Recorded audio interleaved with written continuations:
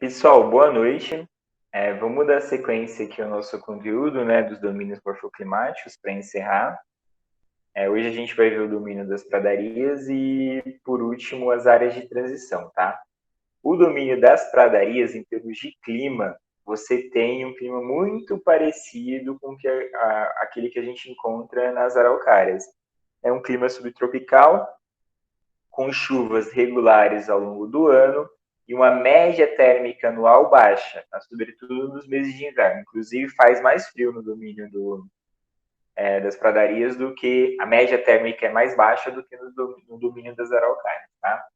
Então, esse aqui é o pluviograma que a gente tem. Ele é bem parecido mesmo com o pluviograma das araucárias. É um domínio onde você também consegue perceber a mudança de estações do ano, né? Do contrário do que ocorre no Cerrado, nos mares de Morros e na Amazônia, onde a gente só consegue sentir mesmo o verão e o inverno, ou seja, quando está quente e quando está frio. Lá não, você consegue perceber essa transição entre as estações do ano, tá? Esse aqui é o pluviograma típico do domínio das pradarias.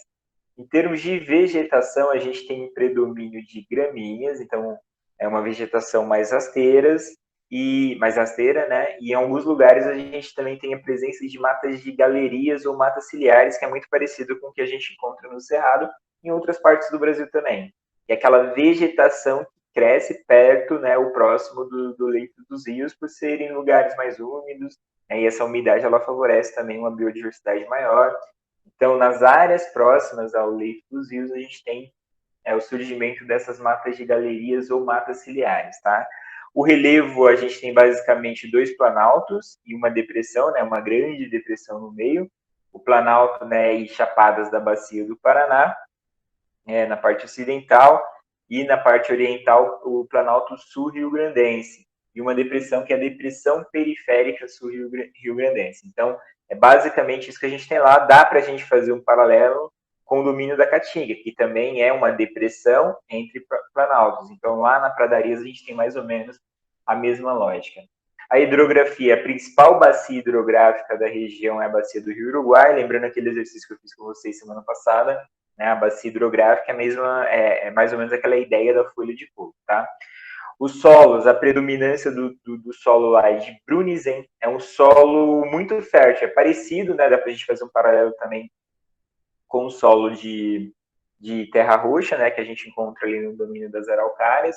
No sul do domínio das araucárias, a gente também tem esse solo de Brunizen, e também lá no Nordeste, o solo de Massapê, que é um solo bem fértil, naturalmente fértil. Então, no sul do Brasil, a gente também encontra esse tipo de solo que não precisa de tanta técnica ou de emprego de tantas tecnologias para ele poder ser corrigido e poder produzir algum tipo de cultura, tá? A principal atividade econômica que é desenvolvida é a pecuária, e por conta da pecuária que é desenvolvida tradicionalmente nessa região, né?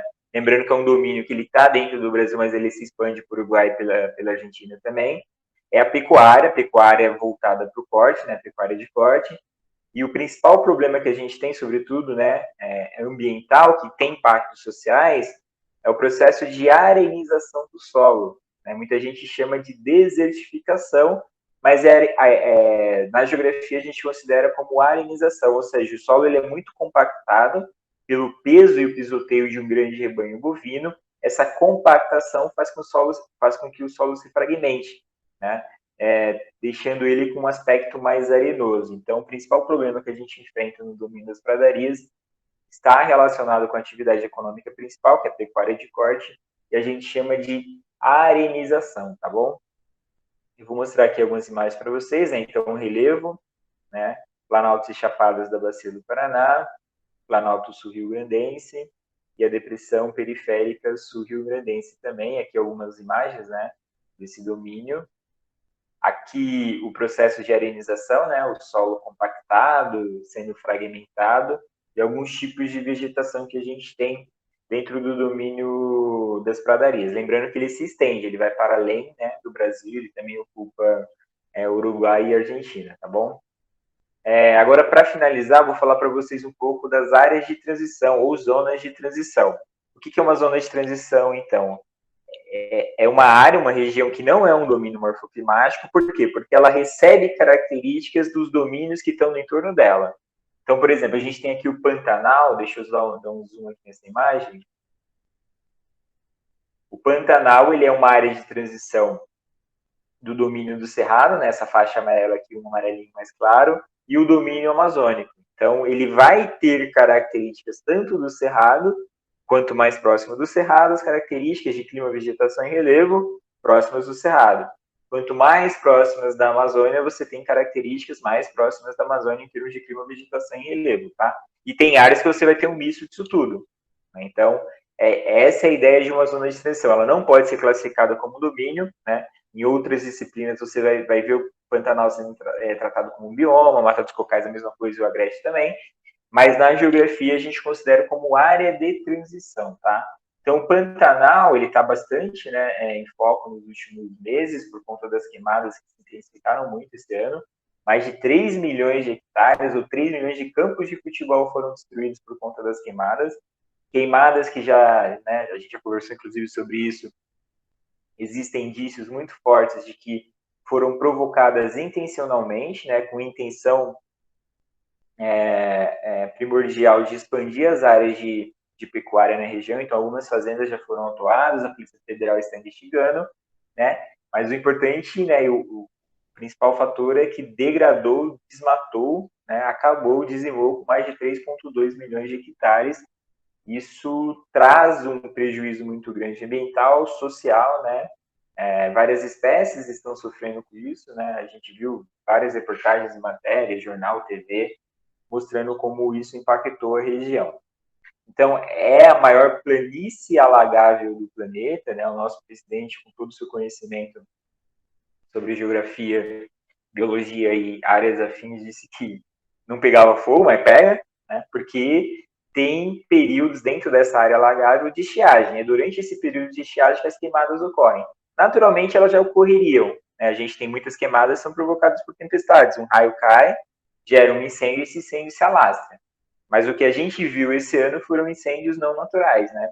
Sobretudo a partir dessas investigações que estão sendo feitas. Então, apesar de ser a maior planície alagável do planeta, ela não fica alagável o ano inteiro. Então, nos períodos de seca e de estiagem, quando a gente tem essa ação dos fazendeiros, né, os incêndios eles podem tomar proporções muito grandes, como foi o caso desses últimos meses, tá? A principal atividade econômica é a pecuária e também responsável pelo principal problema que a gente tem lá de degradação ambiental e tem impactos sociais, porque quando eu tiro terra, quando eu destruo, eu deixo de poder exercer aquela atividade econômica, tá? E as populações tradicionais da região também são prejudicadas, porque quanto mais avança o agronegócio, né, a partir da pecuária, menos espaço, menos terra sobram para as populações tradicionais da região, tribos indígenas e populações camponesas mais antigas, tá bom? A gente tem uma outra área de transição, que é a Mata dos Cocais. A Mata dos Cocais ela é interessante, ela é uma área de transição entre 3 domínios morfoclimáticos. Então, você vai ter a oeste a Amazônia, você tem a sul o Cerrado, e você tem a leste o domínio da Caatinga. Então, ela é uma área que vai receber características, dependendo do ponto que você estiver, desses 3 domínios morfoclimáticos. Tá? A principal atividade econômica que a gente tem dentro dessa região da Mata dos Cocais é o extrativismo. Então, populações tradicionais usam as árvores que são predominantes lá para extrair o fruto e poder, a partir dessa extração, se desenvolver economicamente. Então, as principais plantas que a gente tem lá carnaúba, né, palmeiras e carnaúbas. Então, o fruto dessas árvores é retirado e a partir desse extrativismo é que as populações tradicionais conseguem sobreviver. É um domínio que ele está sob forte ataque, tá? Um domínio não, né? Uma área de transição que está sob forte ataque. Então, na Amazônia, a gente tem a questão do desmatamento crescendo, o avanço do agronegócio. Aqui no sul, né, nessa parte que pega o Cerrado, a gente tem aquele projeto, né, o Matopiba, que está avançando também sobre essas terras, né? Então, no futuro, provavelmente, essas populações que dependem do extrativismo vão ser impactadas. E na parte da Caatinga, a gente tem a seca que é marcante. Então, é uma área de transição que agrega as características de clima, vegetação e relevo, só que os problemas que fazem parte dos domínios também impactam direto e indiretamente a população que vive dentro dessa área de transição. E por último, a gente tem o Agreste, né, que é uma área de transição entre o domínio dos mares de Morros e a Caatinga.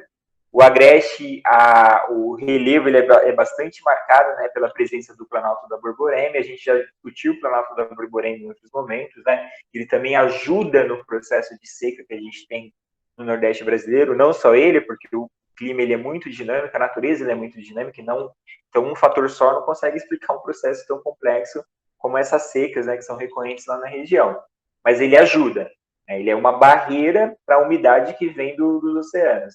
Então, no Agreste, ele é bem marcado pela presença do Planalto da Borborema, pela formação de diversas áreas de brejos, né, porque o relevo ele consegue conter essa umidade e a precipitação acaba ocorrendo antes. Então, ele é um domínio bem marcado pelo Planalto da Borborema, tá bom? Para fechar, gente, eu vou falar um pouco dos manguezais. Os manguezais também são uma zona de transição, não fazem parte de nenhum domínio específico, né? Mas é uma área de transição entre o mar e a superfície. Então, no litoral brasileiro, sobretudo na faixa tropical e subtropical, né, que abarca boa parte do território nacional, a gente tem os mangues, né, os manguezais. Então, é uma área muito importante porque ela serve de berçário, por exemplo, para várias espécies da fauna marítima, né? Então, você tem ali nessa região uma mistura, né? Não é uma regra, acontece bastante, né? É predominante, mas não é uma regra, entre água salgada e água doce. Então, você tem várias espécies que vão para aquela região, essa região de transição entre o oceano e o continente, para se reproduzir, para se procriar. E é uma área também muito importante, né, para evitar a erosão provocada pelo mar, então ela também serve de proteção para as áreas do continente, né? É uma região muito importante para a diversidade, por conta de ser considerado berçário, e também economicamente, né? Várias populações dependem do mangue para poder sobreviver. Então a gente tem populações, sobretudo no Nordeste brasileiro, que precisam ir para o mangue retirar o caranguejo, né? Para vender esse caranguejo e poder manter as suas vidas. É uma área que até então era considerada de preservação permanente, né, devido a tudo isso que eu falei, ela é muito importante, e atualmente, né, o ministro do Meio Ambiente tentou, a partir de pressões e de mudanças no CONAMA, né, que é o conselho que dita mais ou menos as regras, né, relacionadas ao meio ambiente, né, grosso modo seria isso, ele mudou, ele tirou esse caráter, né, essa característica de proteção permanente dos mangues. Então, a gente corre um grande risco dessas áreas serem utilizadas para circulação imobiliária, né, e para outras atividades econômicas que venham a prejudicar toda essa diversidade e a importância que ela tem para o meio ambiente e para a sociedade. O STF, na última semana, ele foi contra, né, essa mudança no CONAMA, que tirou das áreas de mangue essa característica de preservação permanente, só que está uma briga aí entre o governo, né, e setores que ainda pensam, de alguma forma, na proteção ambiental e social do Brasil. Tá? Então, a gente finaliza com isso, essa parte dos domínios, áreas de transição, e a partir da próxima aula a gente já começa a ver a questão dos modos de produção, do capitalismo e socialismo. Eu vou tentar fazer um pouco mais resumido, né, para não alongar muito, porque a gente ainda precisa ver outros conteúdos antes do ano finalizar. E para a turma da eletrônica eu já coloquei a lista de exercícios, né, no sábado, então eu coloquei em PDF, uma lista bem grande, com 22 exercícios, e para a turma da informática eu coloco no próximo sábado, tá bom? Lembrando que o horário de atendimento de vocês essa semana a gente não vai ter, fica para a semana seguinte, porque essa semana, como eu havia dito, eu tenho alguns compromissos relacionados ao processo do doutorado que eu estou prestando na Unicamp, tá bom? Então, obrigado, bom final de semana para vocês, né? Bom restinho de final de semana, boa semana e até mais, tá?